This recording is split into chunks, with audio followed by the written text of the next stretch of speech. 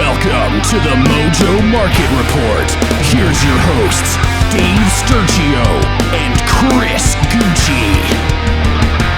Good morning, everybody. Welcome to another episode of the Mojo Market Report right here on a Tuesday. It is Dave Sturchio. It is Chris Gueci. It is A5 Anthony behind the glass right here at Chop Studios. We hope you guys enjoyed the Monday Night Football. We hope you guys enjoyed the fall to back to earth for one Baker Mayfield last night as he has himself a night. And by that, I mean he went 12 for 21 for 111 yards. Nobody really cares, right? I mean, it's just like Baker Mayfield's back to normal. That team is just abysmal. We'll talk about them today. We're going to get into a couple things today. Obviously, after our top movers, we're going to get into some of the teams that are eliminated from the playoff contention officially and what you should do with those players either for the next 3 weeks or going forward into next season, because there's a lot of moving parts. It is the NFL, free agency, draft, all this other stuff. It all becomes a factor when it comes to the Mojo market, so pay attention and buckle up. All right, before we get into the top movers, we do have some news of yesterday. Warms my heart. I know Sporty Jordy's out there watching right now, probably panicking a little bit, but hey, listen, I'm here to tell you that it's probably not that serious. But it is Jalen Hurts. Jalen Hurts gets hurt against the Bears the other day. Not separated, heaven forbid.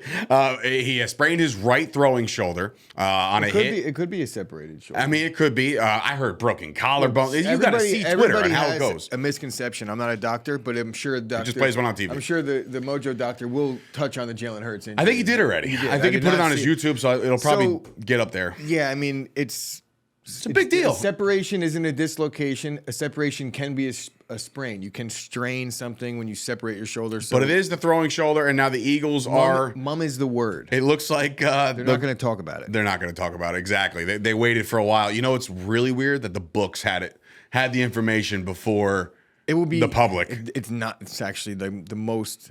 But this was a little bizarre. This one was the biggest significant thing that I've seen, that many have seen, as far as the book movement. When the Cowboys opened up at -1 favorite, I was like, all right, I get it. They're home. I get it. Maybe the Eagles take the foot off the gas a little bit, sure.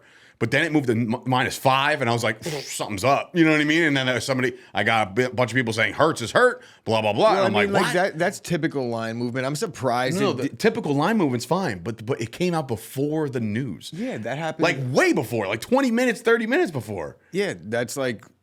Somebody's got some insider information over here. That's as normal as it gets as far as the books are concerned. I know. But in any event, Gardner Minshew is in line to start if Hurts misses the game against Dallas, which all signs point to yes.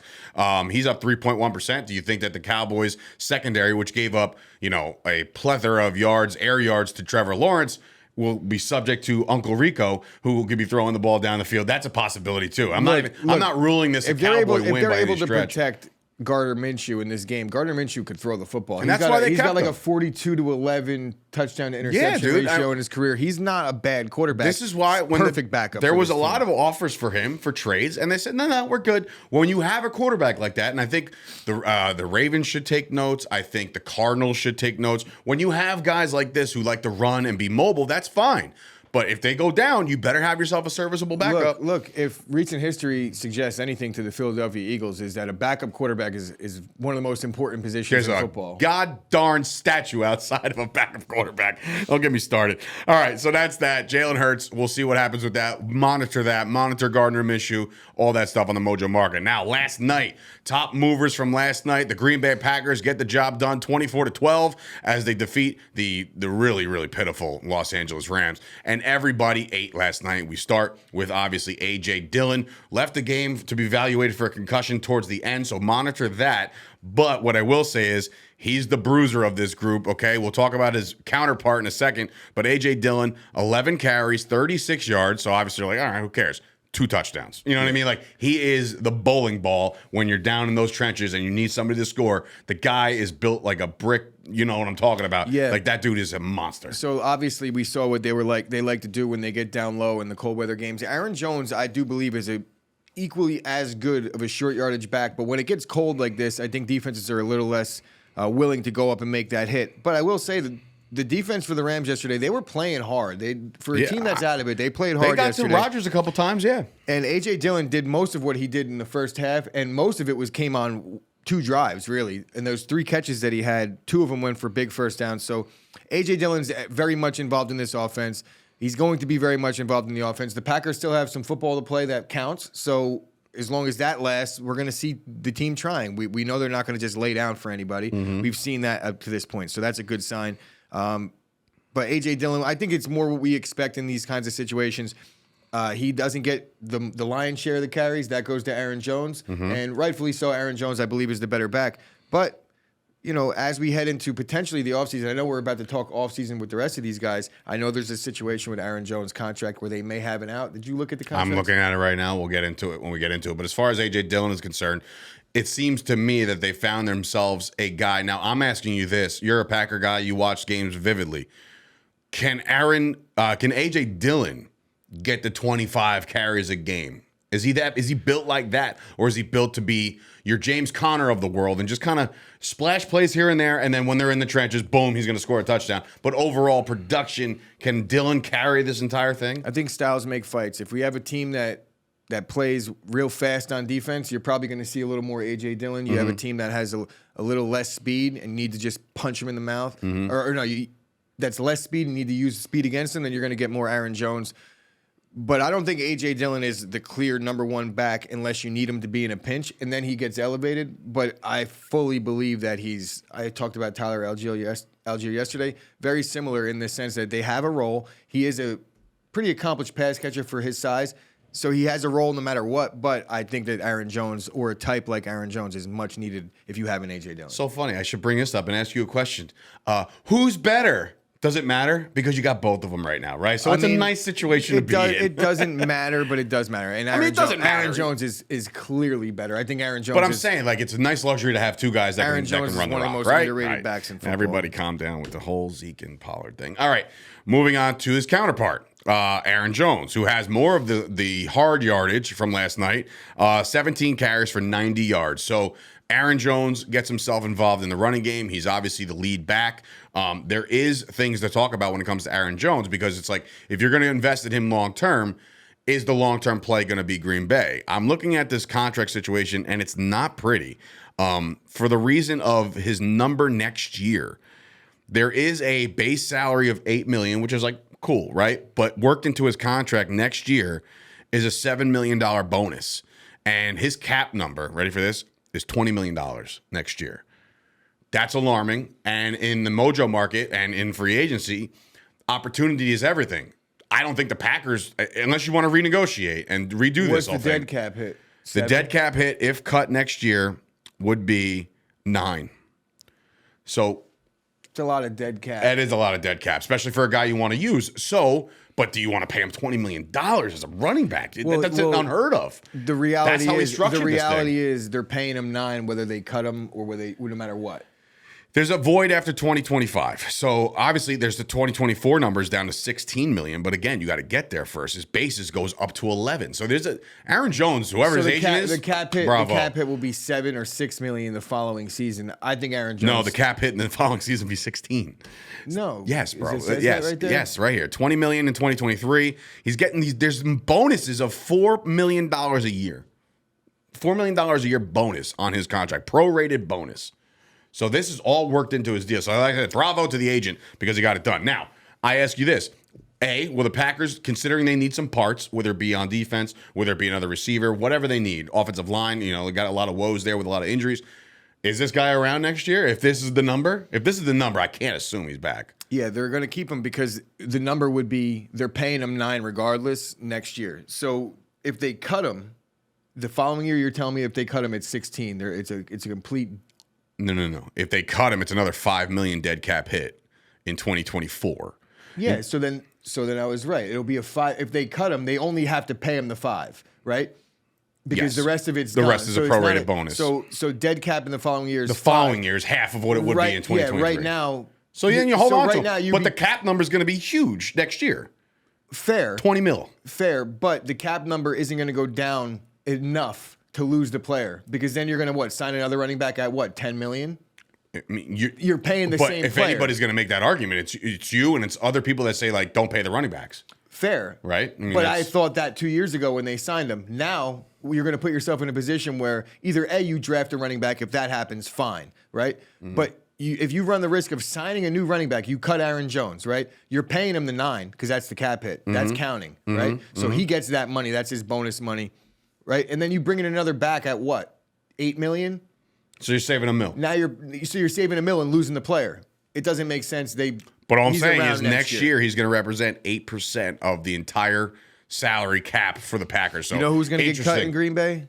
Bakhtiari. I mean, they waived Sammy Watkins yesterday. I know there was no big deal in that one. Thanks for coming. Not a big stop. Here's me waving. Yeah, not a big stop for Sammy Watkins. It's unfortunate because he's been a serviceable dude for his entire career. But anyway, that's A.J. Dillon. And we move into the pass catchers department where Romeo Doubs got back off the IR yesterday. He had himself a night, 5 catches, 5 targets. 55, there's a lot of 5s here. 55 yards on 5 catches on 5 targets. Doubs getting back is huge because it just gives Aaron Rodgers another toy. Rodgers spread the ball around. He had 8 different receivers, tight ends, running backs yesterday through the air. So definitely spread the ball around. We were talking about Doubs a little bit in pre-show about his build and his stature. Kid doesn't look like a rookie, that's for sure. So he doesn't look like a 4th, 5th round rookie. I think he's a 4th round. I mean, rookie. right now with $5.11 share price, like this is the kind of guy you're looking for. That next Devontae Adams. Now, are they going to be Devontae Adams?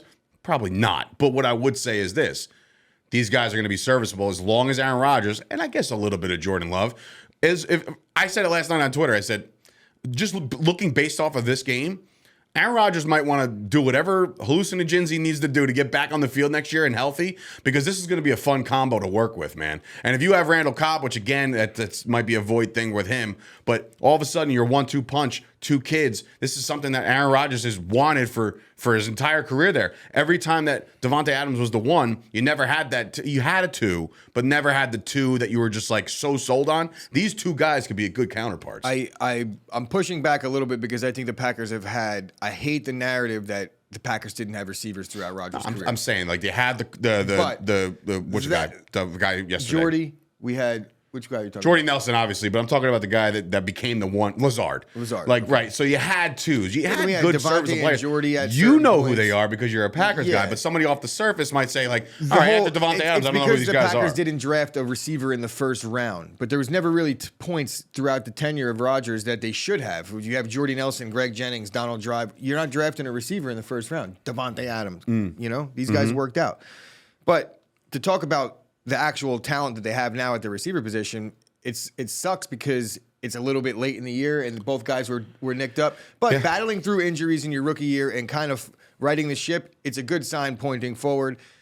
I'll say this about Romeo Doubs. When they put him in the game, he gets the ball. He didn't play all that much yesterday. He was probably on the field for less than 50% of the offensive snaps. He would run on, run off, run on, run off. And again, he's coming off injury, so you don't want to work him back in. That's fine. But if you're looking even back in the beginning of the year, when we were looking at which one of these receivers, either Watson or Doubs, is going to take charge here or kind of step out in front. And it wasn't even that we said it. It was like we were kind of in on both. And Doubs actually did it. He stepped up. He seems to be more of the in-between the 20s guy. He might have his touchdowns, but we know Watson's the big play guy. We know he's the red zone threat. Can we talk about the fact that Aaron Rodgers is the most bipolar quarterback in the history of mankind, personality-wise? Like, bro, the man is smiling down the field because, hey, you, hey, good route. And then the one play, he does this signal. He like rubs his arm or whatever, basically telling Christian Watson, like, yo, it's coming fast. And Watson's like, he's just deadlocked on his corner, and he throws the ball. He's like, bro, turn around, man. Like, he got very frustrated being up as much as he was up. But I think that they designed, that's a perfectionist for you. They were trying to get Watson a touchdown at the end. Yeah, of course they were. He was right. Like him specifically. Oh, why? Who cares? I don't know. I feel like the game was in hand. They were either going to score a touchdown in the next 2 plays, right? Or they were going to kneel it if they got the first down, and that was going to be it. Or kick the field goal and ice the game. If they would have forced another touchdown, there would have been a fight on the field. Well, when it was the game wasn't over yet. Clearly. They had their timeouts. There was a 2-minute warning. So the Packers had to either get a first down, but they were on like the 6. But there was a first down that we had at like the 2. Yeah. So like if they got the first down, they kneel it. But if you get the first down and you happen to score. Right. Whatever. Anyway, that's Monday Night Football. Week 15 is over. Now with that, the team we just watched last night are the LA Rams, and they've officially been eliminated. There are teams out there that are eliminated from playoff contention. They're already starting to look forward to next year, and the Rams are one of them, right? So we watched Baker Mayfield fall down from the heavens all of a sudden, like he was a god in LA for about 6 days, comes back to reality.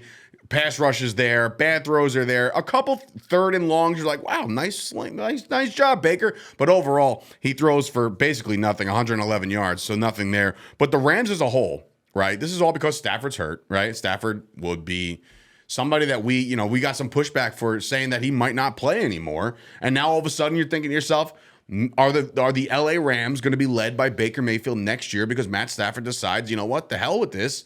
I'm out. Like, you're not going to improve my offensive line. You got no draft capital to do it. You're not going to trade anybody. You got no money. So it's like, what are we doing I'll here? go ahead and say that I think the best thing that could possibly happen to the Rams right now is Matthew Stafford to retire. To the Rams? Yeah. Why would that be good to have Matt Stafford, Baker Mayfield over Matt Stafford? Well, Baker Mayfield's out, regardless. But they had no draft capital. What are we doing with a quarterback? Jimmy G? Maybe. Jimmy G's everywhere, by the way. But here's the thing. Here's the thing. Why pay $40 million for a quarterback on a team that's going to probably stink, right? And then possibly get hurt, et cetera, et cetera. I mean, I'm not saying that the Rams are hoping that happens, but in hindsight, if they look back in 2 years and it does happen, they'll be like, well, thank God. Ready for my bold prediction about the LA Rams? McVay will be in a booth in 2 years. He's going to say, the hell with this. I'm going to go make some do-re-mi from Fox or ESPN. 2 years, I think that's a stretch. I think he's got me. He's They're going to throw did you see what they did to Romo? Like Romo as an analyst was making more money as an analyst than he did as a player. Yeah. Trust me. But why would he want to stick around for this? They got no capital. They got no money. They got no quarterback. They got nothing. Cooper Kupp is one of the best receivers in football. That's all they got. Who's throwing the ball? Stick around for what? The Rams? First of all, he's not going to get fired. He'd have to quit. No, that's what I'm saying. He's going to resign. He's going to be done. If he steps down, then he sits out a season. Maybe he's in the booth for a year, but that guy's coaching football. He's obsessed. I understand he's obsessed, but he's also probably obsessed with the fact that he can get a lot more money and not have to work as much. So in other words, Dave is saying to short Sean McVay. If coaches become available, which I think he stinks. They might. I think he's overrated anyway, so I would short him regardless. But anyway, the other Rams that you have to worry about, Cam Akers, is he the guy next year? I don't want to spend too much time on each player, but each team. But Cam Akers, he showed a little something towards the back end. Fine. No. Okay. Cooper Kupp. That's the only person I'm interested in right now on the Rams. All right, moving on to the Houston Texans. This is actually very appealing right now because the Houston Texans, by all stretch, are going to have the number 1 overall pick next year in next year's draft, right? So I look at this, and you're wondering which college kid who's it going to be, right? And I take a look at the top 3 as far as the Mojo market. Bryce Young, CJ, what? Caleb's not eligible. Interesting. You're right. He's not. So Bryce Young or CJ Stroud. I wrote down Caleb because he was the 3rd quarterback listed as far as he's not eligible, and he's going to have a whole nother year of just balling out. Yeah. My man's coming in with a $40 price tag next year. He's coming in like between Pat Mahomes and Justin Herbert. Right, that's what I'm saying. Coming in hot. So it's between Bryce Young and CJ Stroud, which there's about a $3 difference there. Dameon Pierce is out for the year, right? Because of whatever, he sprains his ankle. They're going to rest him. It's done. Dameon Pierce, we've already talked at length about this guy. He seems to be the bell cow over there. He's very cheap right now, $8.39. There's no wideouts that really are appealing. Cooks probably will be on the way out. Is that somebody you would invest in right now based off a new scenario? If he's not with the Texans next year, do you think Cooks' value is higher no matter where he goes? No, I don't think it's that. I think Cooks right now, his value is as high as it is because, not even that his value is that high. This year he's had a very down year, but it was largely up because there was no other targets or no other threats. Nico Collins. I like Nico Collins. I actually do. I'm not saying I'm in on him with the market, but I do like him. I think he's a good player. Okay. But Brandon Cooks, ideally for his situation at this point in his career, he doesn't want to go over somewhere and be the number 1. He probably wants to go play for a good team, be the 2 or even the 3 on a really good team. And depending where you land, target share means everything. If he's going to go to a bad team that's going to lose and he's going to try, not like he didn't this year, then I'm in on Cooks, but I got to see where he ends up. So, yeah, the appeal to the Texans in their offseason is just to monitor which guy they're favoring to be their quarterback of the future. So that's interesting. They will probably have the number 1 pick. A very interesting story is happening in Chicago right now because Chicago, obviously we all know about Justin Fields and what he's capable of doing on the ground. Have we seen him throw the ball to our liking? Probably not yet at least. But this is not a typo. The Chicago Bears probably only have the 2nd or 3rd overall pick, depending how the rest of the season shakes out. They also next year will have $124 million in cap space. 124. I'm not making this up. This is based off the interwebs. $124 million. They got a lot of money to spend, right? They acquired Chase Claypool last year with some draft capital, right? Whatever. They have Mooney over there. Montgomery. I was going to look up Montgomery's stats when you started talking about this, but Montgomery is contract. Yeah, I'm looking at his contract right now. So as far as Montgomery's go, yeah, he's a free agent. He's done. So it is done for David Montgomery. In fact, he's never gotten paid. He's never had his big payday. So it's coming now. Same boat as Josh. So all of a sudden, like you look at a David Montgomery, with all this money the Bears got, why not just bring him back? Like that's going to be a thing, you would think, right? He might test the market, but the Bears might be like, "Yo, we're going to give you the most." The Bears should bring back Montgomery. Yeah. They might pull the same thing that I think the Giants might do with Saquon. You might see a franchise tag on Montgomery. Okay. Which will be around, like I said, $14 million, I think. Yeah, it's a little steep for a one year deal, but because it's only 1 year, there's no long-term BS that you got to deal with at the back end. It's actually 12. It's going to be 12 right now, according to. Oh, he's getting tagged. 12 million. 12 million, while the transition tag is 10. So yeah, projected running back franchise tag for next year will be $12.6 million. Look, he's either going to get tagged and be completely unhappy, and I would be miserably unhappy if I saw that my team had $125 million in cap space and they gave me the franchise tag. I wouldn't. So how's play. your belief in David Montgomery? I wouldn't play. But the Bears do have a very capable backup in Khalil Herbert. I know he's been nicked up a little bit this year, but he's coming back next week, I'm pretty sure. And I guess we'll see like how this is going to play out. I think David Montgomery earned the payday. I think he's been the heart and soul of the Bears offense. Even this year when we're talking about Justin Fields, it's really been David Montgomery. I know Justin Fields, everybody says he's a star. It says it right here in the Dave's notes. We'll call him a shooting star. He's a star. He's a star in the league. Now, I'll say this about Justin Fields. We had some pushback on the Trevor Lawrence stuff yesterday in the comments. I don't care. I'm just saying. People. What was the pushback? That Fields is better than Lawrence. Oh, give me a break. You're going to sit here and tell me that a quarterback that plays for the team that is the most run-happy team since the 2009 New York Jets, and this is the 2022 Chicago Bears. One team was really good.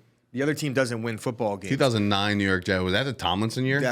I know that was the Sanchez, Rex Ryan. Butt so fumble. Tomlinson may have been on that team, yes. Okay. Just curious. But they had a bunch of running backs on that team. They ran the ball a lot, Okay. right? Justin Fields playing for the most run-happy team, being a quarterback, I just can't sit here and put him above a guy that's got 3 touchdowns and 300 yards in 3 of his last 4 games, who was the clear-cut number 1 overall pick. Justin Fields is a running back. You're proving my point about Lamar Jackson. No, Don't get me started. That's a joke. Justin Fields is a quarterback that cannot throw. Fixed it. Lamar. Lamar is the same guy. In Lamar's second season. This has been like a 3-year feud between our value for Lamar Jackson. Put it this way, in Lamar's second season, he had like 5,000 passing yards and 40 touchdowns. Erroneous. Something crazy. Erroneous. It might Nobody take cares. Justin Fields his entire career to have 40 touchdown passes. His entire career. Moving on to Let's Ride, Bronco Country. They're eliminated, and it looks like Russ will probably miss the rest of the year. I don't know. Maybe he'll come back. I don't see it. Brett Rippon is out there. Gets a win last week. The biggest story with the Denver Broncos, like that, the Denver Broncos, is the return of Javonte Williams next year. Now, he lost about $3 when he went down. You remember how we were talking about Kyler Murray on getting back to where you were pre-injury? That, for me, that's a foregone conclusion. Javonte's going to get back to the value that he was. Everybody that's ever watched me on any of my platforms knows how big of a Javonte Williams fan that I am. The only problem I have with Javonte is that Russ is there. And like they're not. This is getting a little out of control, I think. What? The trashing of Russell Wilson. No. It's very much warranted. Okay. New scene. The guy's got skill, bro. The guy, look, I'm not about to say like, oh, I'm going to fight to the death for Russell Wilson. I'm not. But what I will say is this. The coach stinks. The coach is atrocious. Okay? Hey, just look at Trevor Lawrence last year. When he had a bad coach, he stunk. You change the coach, you change that culture, you're better. I'm going to say 2 things here. Russell Wilson was with Carroll forever. I'll say 2 things here. One guy was a first-round pick, a rookie. this other guy's got a Super Bowl. He's got a decade of NFL experience. I understand that the coach is not helping, but bro. I'm sitting here. It's not a small sample size anymore. I don't think he can cook like he used to, but like I don't think he's this bad. Prior to the injury last year, Seattle wasn't playing that well. They were not. Right? Russ gets hurt. Seattle falls apart a little bit, but actually, really, like they played a little bit better football right away when Geno came in. It was a little bit of an idea that spark, Geno might be a little something.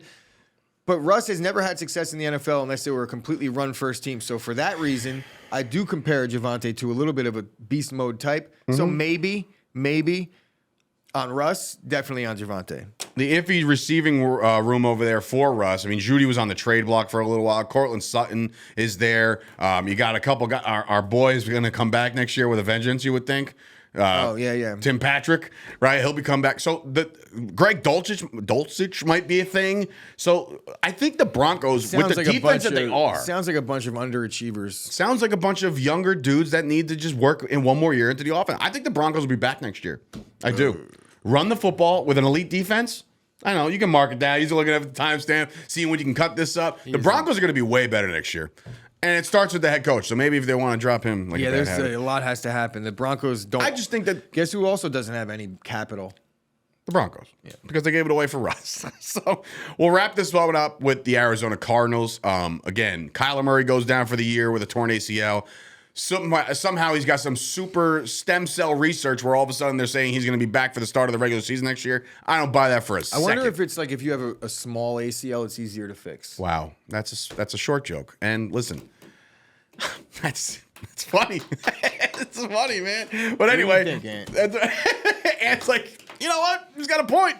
I'm no doctor, but you never know. But anyway, the Kyler situation I don't think he'll be back for the start of the regular season next year. That's a big thing. They're going to have $24 million to spend next year. Can he get any more weapons? Because I look at Hopkins as still one of the better pass catchers in the league. I can't even call him a wide receiver, one of the best receivers in the league, because I just think if the ball's around, he's going to catch it, but it's the fact that he can't get it. You know what I mean? Like, it's like Kyler Murray, and now it's Colt McCoy or whoever, Trace McSorley or whoever the hell it is. I mean, it's a bad situation for Hopkins to be in right now. As far as offense goes, yeah, I guess it's a bad spot to be in, being that there's a little uncertainty around the quarterback. But he's gonna catch the ball no matter what. He's played with some teams that I think have had bad quarterbacks in the past. He's played with Kyler for about 20 games now, and he's had significantly good numbers, right?